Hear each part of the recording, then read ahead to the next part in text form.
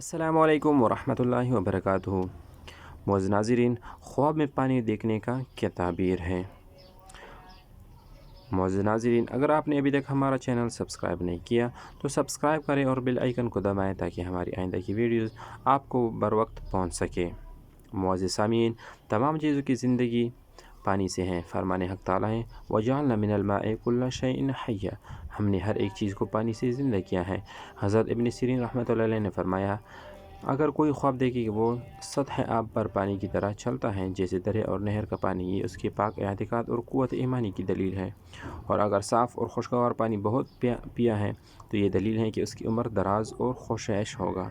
और अगर बेमज़ा या शोर पानी पिया है तो उसकी ताबीर पहले के ख़िलाफ़ है। और अगर देखें कि दरिया से साफ़ और अच्छा पानी पीता है तो दलील है कि तमाम जहान का बादशाह होगा।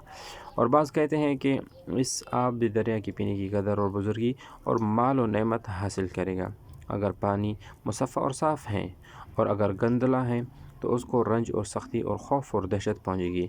हज़रत इब्राहीम करमानी रहमतुल्लाह अलैह ने फरमाया है कि अगर देखें कि पानी गर्म पीता है तो बीमारी और रंज की दलील है। और देखें कि इस बार पानी गर्म गिराया गया है और उसको ख़बर नहीं है तो दलील है कि पानी बीमार होगा या उसको सख्त गम पहुँचेगा। और अगर देखें कि पानी में गिरा है तो दलील है कि रंज और गम में गिरफ़्तार होगा।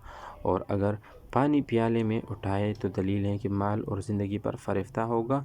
और अगर खांच के प्याले में अपनी औरत को पानी दिया, और दाना लोग खांच के प्याले को औरत के जौहर के साथ निस्बत देते हैं, और पानी जो कांच के प्याले में है उसको फ़र्जंद के साथ निस्बत देते हैं जो माँ के पेट में है।